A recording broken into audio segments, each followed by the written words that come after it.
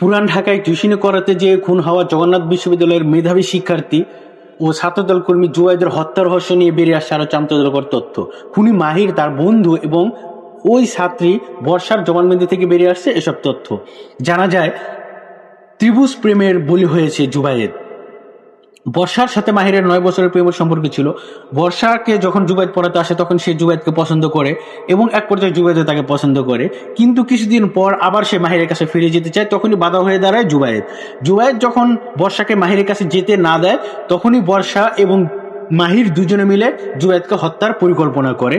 এরই পরিপ্রেক্ষিতে ঘটনার দিন যখন জুবাইদ বর্ষাকে পড়াতে আসে তখন মাহির, বর্ষা এবং জুবাইদের মধ্যে কথা কাটাকাটি হয়। এক পর্যায়ে মাহির জুবাইদকে মারার জন্য তার গলায় ধারালো অস্ত্র দিয়ে আঘাত করে।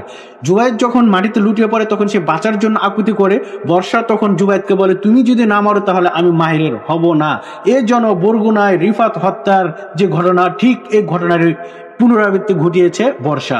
মিন্নি যেরকম তার প্রেমিককে নিয়ে রিফাতকে হত্যা করে আবার নাটক সাজিয়েছিল, ঠিক এরকম ভাবে একইভাবেই বর্ষা তার প্রেমিক মাহিরকে নিয়ে জুবাইদকে হত্যা করেছে।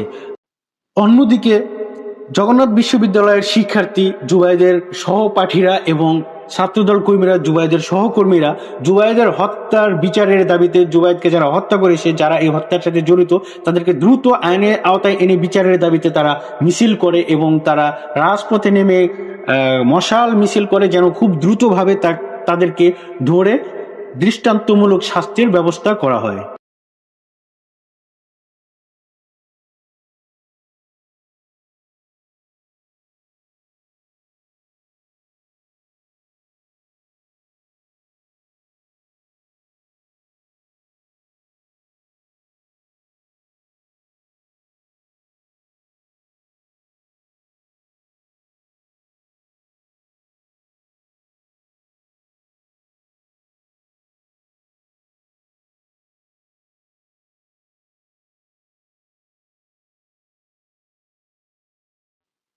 অন্যদিকে জুবাইদ হত্যার বিচারের দাবিতে এবং খুনিদের দ্রুত গ্রেপ্তার করে তাদেরকে শাস্তির আওতায় আনার জন্য জগন্নাথ বিশ্ববিদ্যালয়ের ছাত্রছাত্রীরা এবং ছাত্রদল কর্মীরা রাজপথে নেমে মিছিল করে এবং তারা তারা দাবি করে যেন খুব দ্রুত জুবাইদ হত্যার বিচার করা হয় এবং খুব দ্রুত খুনিদের ধরে দৃষ্টান্তমূলক শাস্তি দেওয়া হয়।